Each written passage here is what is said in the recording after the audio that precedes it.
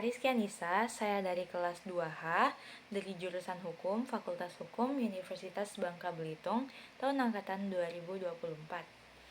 Nah, pada kesempatan kali ini saya akan menjelaskan dan memaparkan secara rinci mengapa sih Vatikan itu, atau lebih tepatnya Tahta Suci, dianggap sebagai subjek hukum internasional. Jadi sebelum itu, teman-teman harus tahu dulu, meskipun Vatikan ini adalah sebuah negara dalam hukum internasional, namun Vatikan atau Tahta Suci juga dianggap sebagai institusi keagamaan dan memiliki status hukum yang sangat unik. Pada pembahasan kali ini, ada beberapa pokok-pokok pembahasan yang akan saya jelaskan dan saya paparkan. Yang pertama itu ada apa itu subjek hukum internasional. Lalu yang kedua ada mengapa Tahta Suci diakui sebagai subjek hukum internasional. Lalu yang ketiga ada apa sih dasar hukum dan perjanjian internasional yang mendukung kedudukan Tahta Suci. Lalu yang keempat ada peran diplomatik Tahta Suci di dunia. Lalu yang kelima ada sejarah hubungan internasional dengan Tahta Suci. Lalu yang keenam ada pandangan hukum internasional terhadap entitas keagamaan sebagai subjek hukum internasional. Nah, di sini mari kita bahas lebih lanjut. Yang pertama, ada apa itu pengertian subjek hukum internasional. Karena sebelum kita masuk ke dalam pokok pembahasannya, yaitu mengapa Vatikan dianggap sebagai subjek hukum internasional, sebelumnya kita pasti harus tahu apa sih subjek hukum internasional itu. Nah, subjek hukum internasional adalah entitas yang memiliki hak dan kewajiban hukum internasional serta dapat menjalin hubungan dengan negara lain atau organisasi internasional. Lalu, apakah teman-teman tahu secara umum subjek hukum internasional itu mencakup apa saja? Nah, untuk sekedar mengingatkan di sini, subjek hukum internasional secara umum itu mencakup yang pertama ada negara seperti Indonesia, Amerika Serikat, dan lain-lain. Lalu yang kedua ada organisasi internasional seperti yang kita ketahui ada PBB, WHO, dan lain sebagainya. Lalu yang ketiga ada Tahta Suci atau Vatikan. Yang terakhir ada pihak non-negara atau non-state actor seperti kelompok pemberontak atau perusahaan multinasional dalam kasus tertentu. Nah, jadi di dalam hukum internasional itu ada entitas yang memiliki kedaulatan, kapasitas untuk menjalin perjanjian serta memiliki hak dan kewajiban dalam hubungan internasional dapat kita anggap sebagai subjek hukum internasional. Jadi, jika ada sebuah entitas yang memiliki kedaulatan, kapasitas untuk menjalin perjanjian, serta dia punya hak maupun kewajiban dalam hubungan internasional, itu semuanya dapat kita anggap sebagai subjek hukum internasional. Nah, kita masuk ke pokok bahasan kita yang pertama, itu adalah kedudukan Tahta Suci sebagai subjek hukum internasional. Sebelum kita tahu alasan mengapa dia dianggap subjek hukum internasional, kita juga harus tahu dulu nih, apa sih kedudukan Tahta Suci itu sebagai subjek hukum internasional. Nah, Tahta Suci ini ternyata adalah otoritas tertinggi di dalam gereja Katolik yang dipimpin oleh Paus. Meskipun secara fisik berada di Vatikan, si Tahta Suci ini memiliki status hukum yang berbeda dari negara kota Vatikan. Lalu, mengapa Tahta Suci bisa diakui sebagai subjek hukum internasional? Nah, yang pertama itu adanya pengakuan internasional. Yang kedua, Tahta Suci memiliki hubungan diplomatik dengan lebih dari 180 negara. Lalu yang ketiga, memiliki kedudukan permanen di PBB sebagai pengamat. Yang keempat, menjalin perjanjian dengan berbagai negara yang disebut konkordat. Lalu yang kelima adalah kemampuan untuk membuat perjanjian internasional. Itu semua sudah mencakup semua pokok utama yang diperlukan untuk dianggap sebagai subjek hukum internasional. Nah, di sini akan dirincikan kembali dasar hukum ya. Berdasarkan Konvensi Wina tahun 1961 tentang hubungan diplomatik, Tahta Suci atau Vatikan dapat menjalin hubungan diplomatik dengan negara lain. Tahta Suci sering menandatangani juga perjanjian dengan negara-negara.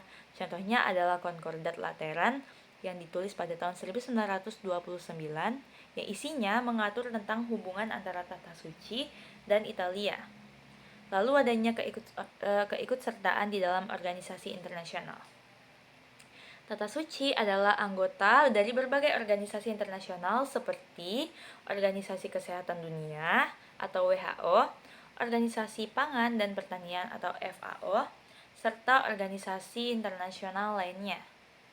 Nah, kalau statusnya sebagai pengamat tetap di PBB itu juga menunjukkan pengakuan internasional terhadap kapasitas hukum dan diplomatiknya, sehingga sudah lebih dari cukup untuk disebut sebagai subjek hukum. Lalu, untuk merincikan yang lainnya adalah adanya dasar hukum yang mendukung kedudukan si Tahta Suci ini. Ya, kedudukan Tahta Suci sebagai subjek hukum internasional itu didukung oleh beberapa perjanjian dan prinsip-prinsip hukum internasional. Nah, yang pertama ada Traktat Lateran pada tahun 1929, ditandatangani oleh Tahta Suci dan Kerajaan Italia. Apa sih isinya? Nah, traktat ini mengakui Vatikan sebagai negara berdaulat dan menetapkan bahwa Tahta Suci adalah entitas hukum internasional yang begitu independen.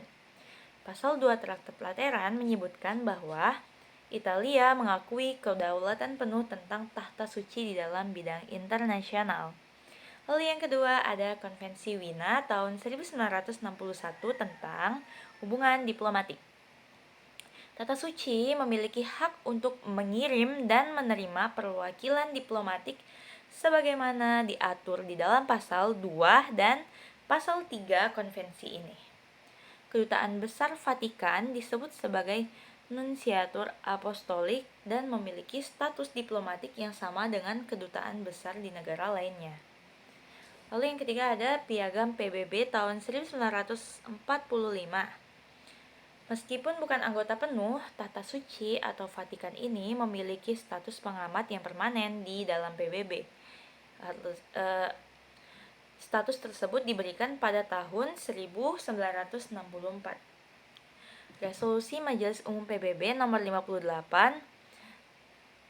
sampai 314 tahun 2004 menegaskan status Tahta Suci sebagai entitas yang diakui di dalam hukum internasional. Putusan Mahkamah Internasional atau ICJ dan praktik hukum internasional, Mahkamah Internasional mengakui bahwa Tahta Suci memiliki kapasitas hukum untuk bertindak di dalam hubungan internasional itu sendiri. Negara-negara yang menjalin hubungan diplomatik dengan Tahta Suci mengakui eksistensinya sebagai entitas hukum yang berdaulat. Nah, lalu ada peran diplomatik Tahta Suci di dalam hubungan internasional. Sebagai subjek hukum internasional, Tahta Suci memiliki peran penting di dalam diplomasi global. Apa saja sih? Ada mediator di dalam konflik internasional. Paus sering berperan sebagai mediator di dalam konflik internasional, misalnya dalam negosiasi perdamaian antara Israel maupun Palestina. Perjuangan hak asasi manusia. Tahta Suci aktif di dalam kampanye anti perdagangan manusia, perlindungan pengungsi, dan kebebasan beragama. Lalu, terakhir ada advokasi moral dan etika global. Paus mengeluarkan ensiklik atau dokumen ajaran resmi yang membahas isu-isu global seperti perubahan iklim atau Laudato Si pada tahun 2015 dan perdamaian dunia. Pokok bahasan selanjutnya adalah sejarah hubungan internasional Tahta Suci atau Vatikan. Sejak abad pertengahan, Tahta Suci ini telah memainkan peran yang sangat penting di dalam hubungan diplomatik dan hukum internasional. Tahta Suci berperan sebagai arbiter di dalam berbagai konflik Eropa dan merupakan salah satu entitas pertama yang mengembangkan konsep hukum internasional melalui pemikir seperti Francisco de Victoria.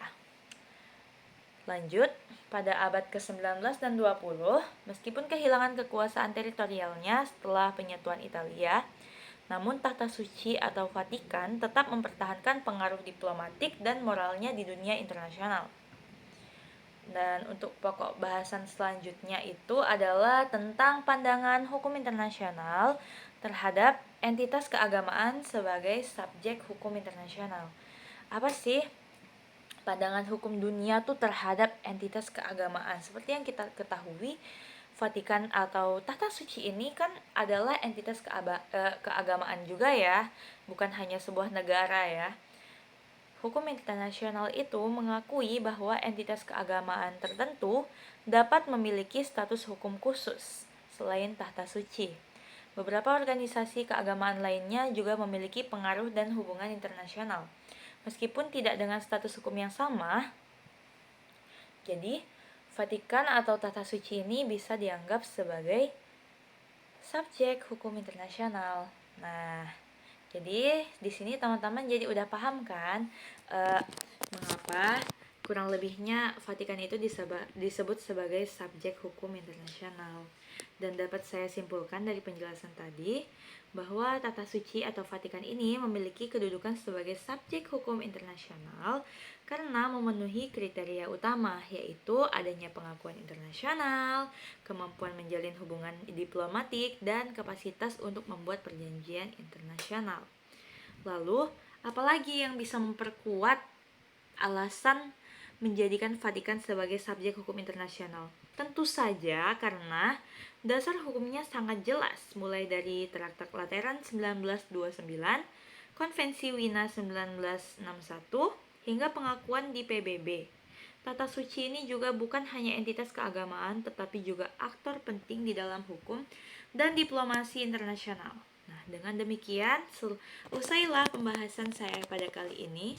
Semoga pada video ini dapat membantu teman-teman memahami tentang topik yang saya bahas, yaitu mengenai mengapa Vatikan dianggap sebagai subjek hukum internasional dengan lebih jelas. Terima kasih telah menonton dan sampai jumpa. Mohon maaf ada salah kata atau kekurangan lainnya. Saya ucapkan wabillahi taufik wal hidayah. Wassalamualaikum warahmatullahi wabarakatuh. Terima kasih teman-teman. Bye-bye.